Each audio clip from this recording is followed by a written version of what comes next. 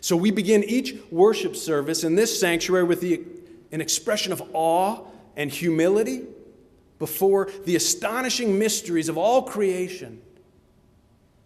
And then the very next words that we say are, let us count our many. Let us be grateful for the capacity to see, feel, hear, and understand. See, you know it. You can preach this sermon yourself. Let us be grateful for the incredible gift of life. And let us be especially grateful for the ties of love which bind us together, giving dignity, meaning, worth, and joy to all of our days.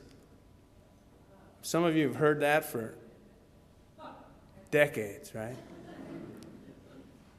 Ruth down there, 99 years old, sitting in the front row like always. How many times have you heard that, Ruth? What a blessing. We begin our worship service in awe and humility, and we move immediately to gratitude. As you can tell, it's not a coincidence that we do this every week. This is a way of being. A way of being present, a way of being awake. It is a way of being whole and holy and healthy. The next words we say are, love is the spirit of this church, and service is its law. We are a people who have committed our lives to a religious way of being that is grounded in gratitude, love, and service. And what is service but love with legs? We don't just talk about love, we walk this talk by serving others, so that others might also be blessed and be grateful. So here's the recipe. Write it down if you think you're going to forget. You begin with awe and humility before the mysteries of creation. You add gratitude. You cover it with a heart full of love. And then you stir it with service to others. And you've just found the formula for the good and the blessed life. What's the point of going to a church if it can't give you a recipe or a roadmap for living a fulfilling and a meaningful life? So I want to ask you, how are you doing? Are you living with an appropriate amount of awe before the astonishing mysteries of our being? How are you doing in the humility department?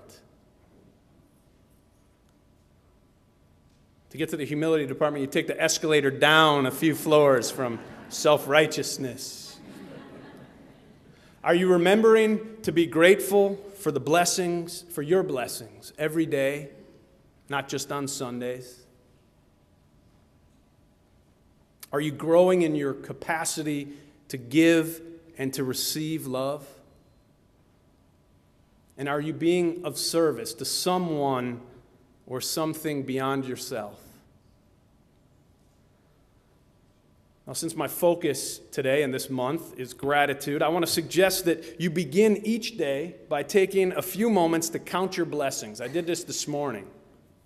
It felt wonderful. Didn't take much time. Now, if you're married or you have children, don't just glance at them in the morning and think, he left the bed unmade again. She left the top off the toothpaste tube.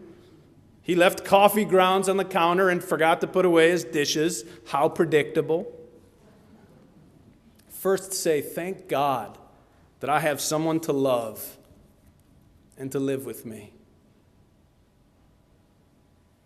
However, if you're in one of those relationships in which you're saying to yourself right now, love?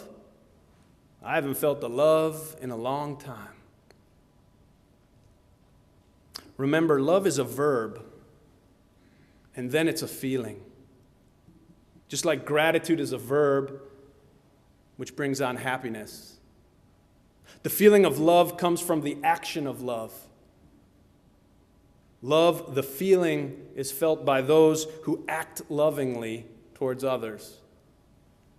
I say this to couples all the time. They come in to see me and they say, we just don't feel the love that we used to. And I say, love isn't a feeling. Love is an action. You need to be loving. That's what it takes to keep a relationship together. That's what brings forth the feeling. Love is not just some romantic impulse. It's a way of being. Just like gratitude. So if you're not happy, I want to ask you if you're being grateful. And if you're not feeling loved, I want to ask you if you're being loving. For gratitude, you might take a moment before bed and write down or pray a prayer, reflecting on all the good things that have happened during that day. It may sound simple, but it will enhance your life beginning immediately. And even if you live alone, there's so much to be thankful for every morning. Of course, our breath, the trees, surprises, and the possibilities set out before us. Living alone itself is a great blessing for many people. And when we live with love and with gratitude, we become like the sunshine. As Jesus said in Matthew chapter 5, you are the light of the world. When we express our love and thanks, we become like a beautiful sunrise. We become an unforgettable experience that fills someone's day with joy. Now, I can almost hear the grief-stricken among us saying, wait a minute. How can I be grateful in a world that's filled with car bombing in Iraq and Afghanistan and Israel? How can we be grateful in a world riddled with disease and swine flu and rising unemployment? What about the AIDS orphans and the hungry and the forgotten? Keep in mind that I don't speak to you as someone who has always lived a charmed life. I've been so low that the birds chirping in the morning felt like an affront. As if their glorious songs were mocking my misfortune. I wanted to turn to the trees and yell, "Shut up! You have no idea how I feel. You have no right to sound so happy." But like the old song goes, Old Man River keeps rolling along. Like all of nature, regardless of how we feel and what we're going through. Now, I'm grateful that grief after loss is a process, and it's never the end of the story. I'm grateful that my heart has been filled once again with a song, and that the birds singing sounds lovely again. I'm grateful for the people who have loved me through my times of trial.